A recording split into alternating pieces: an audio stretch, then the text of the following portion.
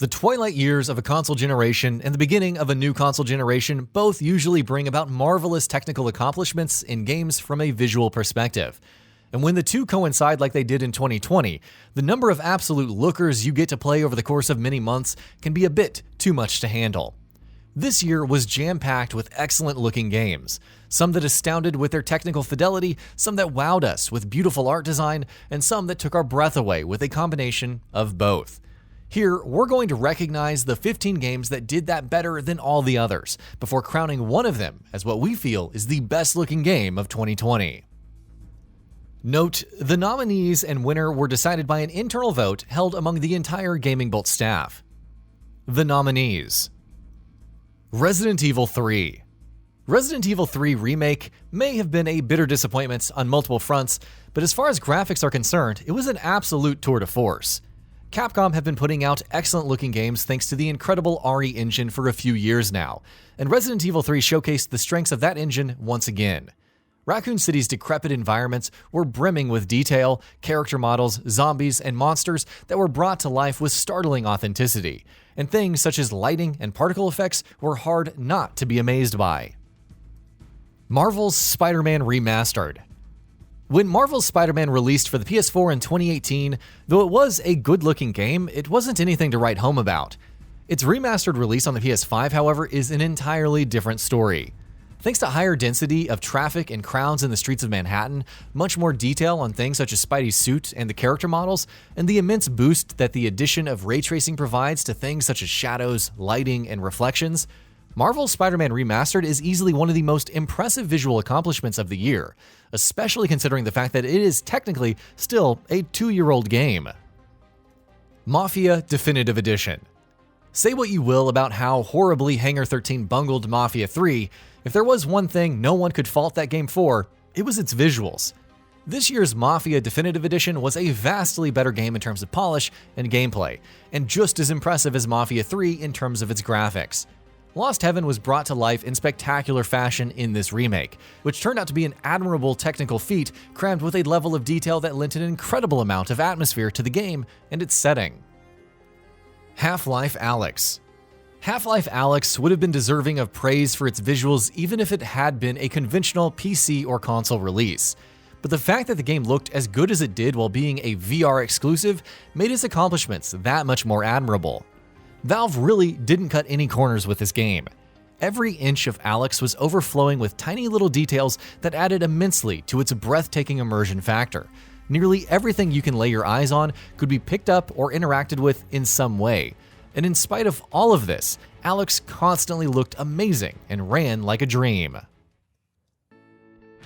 In Hades, you always have to stay on the move. Always have to be aware of the enemies in your vicinity, and if there are any traps in the room, as there often are, maybe try and use them to your advantage to help thin the numbers of the opposing forces. There's a constant sense of progression in this game. The combat is excellent, and with its sharp writing and strong characters, it somehow manages to tell a strong story within its roguelike structure. This will probably be the standard that roguelike games will be following for years to come, or it should be at any rate.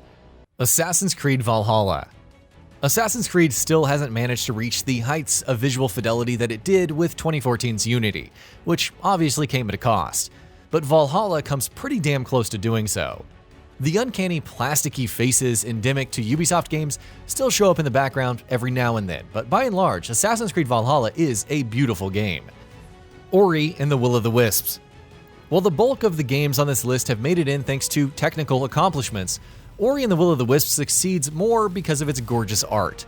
That's not to say it's a slouch in the former department, but given the pedigree of its predecessor, it's not all that surprising to see the excellent artistic talent of Moon Studios shining through in this game once again. Every nook and cranny of the Will of the Wisps' vast and varied world is a sight to behold, from haunted and dying forest to vibrant thickets full of lush trees, from sparkling pools of water to snow-capped mountaintops.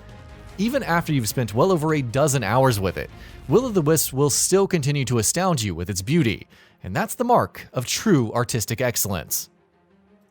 The Last of Us Part 2. Naughty Dog have garnered a reputation for themselves over the years that most other developers can only dream of. Each of their games is a visual spectacle, and The Last of Us Part 2 is no different.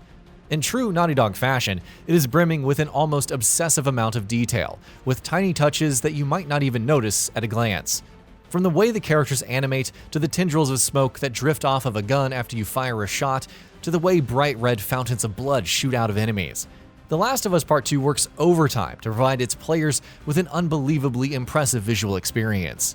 Add to that the excellent art design of Naughty Dog that brings their depressing, post-apocalyptic world to life in thoroughly convincing fashion, and what you have is yet another game made by this developer that looks far better than it has any right to, given the hardware that it's on. Ghost of Tsushima. Ghost of Tsushima might not have the hyper-realistic visuals and obsessive attention of detail that games like The Last of Us Part 2 or Red Dead Redemption 2 have, but it's still easily one of the best-looking games we've played this generation. Sucker Punch let their artists run absolutely wild when they were designing the open world of Tsushima, and it was a choice that paid off. Ghost of Tsushima is full of moments of startling beauty, of vibrant colors and lush environments, of sweeping vistas that can take your breath away, of artistic flourishes that make even the most mundane scenes come to life in breathtaking fashion. It might falter a bit under scrutiny from a technical perspective, but given how unbelievably gorgeous this game is in all the ways that matter, those slight stumbles are easy to ignore. Final Fantasy VII Remake. The dream of a full-fledged remake of Final Fantasy VII only became a thing when, in 2005, Square Enix showed off a tech demo of the game's opening to show off their new development tools and what they could do with the PS3's hardware. So it's fitting that the eventual remake that we finally got this year is an absolute looker. Final Fantasy VII Remake brings the decaying city of Midgar to life in ways that we could never even have imagined, with every dirty alley and every dark corner brimming with unbelievable attention to detail. Yes, the game sometimes does buckle under the weight of its technical ambitions, and I'm looking at you, door to Cloud's room, whose textures refuse to load. But in the grand scheme of things, those are really just minor nitpicks. Marvel's Spider-Man Miles Morales. Given the fact that Marvel's Spider-Man Miles Morales launched as a cross-gen title for the PS4 and PS5, it was never really going to be a next-gen technical showcase. In spite of that, it manages to look surprisingly excellent on the PS5. The snowy streets of wintry Manhattan are full of technical flourishes and little details that lend to the open world a new level of authenticity, while the addition of ray tracing contributes to the game's visuals significantly as well. The next mainline Spider-Man game will probably be a much better game to look at, especially if it's an exclusive to the PlayStation 5, but already Miles Morales hints at some exciting things for the future. Demon's Souls. The horrifying, decrepit world of Demon's Souls is one that has stood out in our memories for over a decade at this point, and the timeless art style of the original game is largely responsible for that enduring legacy.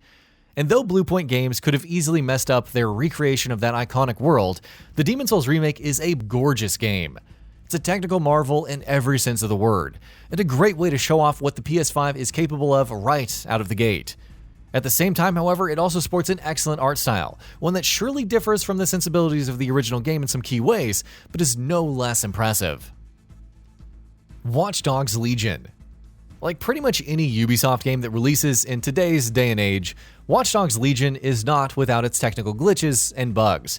And as we mentioned when speaking about Assassin's Creed, things such as texture pop-in and facial models that look like they're made out of clay do pop up every now and then. What makes Watch Dogs Legion so good to look at, however, is the creative choices the game makes with its setting. Watch Dogs Legion, you see, goes all in on the cyberpunk aesthetic that the series has always toyed with, and delivers a neon-drenched, bright, and flashy reimagination of a near-future London. It strikes that perfect balance between virtual tourism and far-flung fiction, and the excellent art design deserves a lot of credit for that. Doom Eternal. When it comes to games like Doom, good visuals are most definitely not what people are most concerned about. As such, Doom Eternal could just have easily gained all the plaudits in the world, even as a much worse-looking game. But id Software are known for their technical proficiency, and in Doom Eternal, their talent shines through once again. Cyberpunk 2077. PC, let's get one thing out of the way before we talk about anything else here. Cyberpunk 2077 on consoles, especially the base last-gen consoles, is absolutely not one of the best-looking games of the year. Hell, it's not even a good-looking game, period. On PC, however, especially if you have a good, up-to-date setup, it tells an entirely different story. It's a shame that so many people will not be able to experience the true beauty of Cyberpunk 2077, because if you have the hardware for it, this can be a real visual treat. Video games have been striving to achieve photorealism in visuals for a long time, and will continue to do so for many more years to come. But never before has the medium come as close to photorealism as it does in Microsoft's Flight Simulator. The winner: Demon's Souls. Bluepoint Games are masters of the remaster, or remake as the case may be. They earned that title with 2018's Shadow of the Colossus, which was an absolute beast from both a technical and artistic perspective, and they achieved even greater heights with this year's Demon's Souls. As the only true major next-gen exclusive game so far, Demon's Souls looks appropriately stellar. From the excellent design of every single nightmarish enemy you come across, to the crisp visual quality that works wonders to bring its gothic art style to life, to the more granular yet no less impressive accomplishments of the lighting, animations, and particle effects. We're barely weeks into the 9th console generation, but with Demon's Souls, it has already given us one of the best looking games we've ever played. And that about does it for this video. If you enjoyed what you watched and want to see more from GamingBolt, you can always hit that subscribe button and turn on the bell icon next to it. That way you will never miss any of our videos.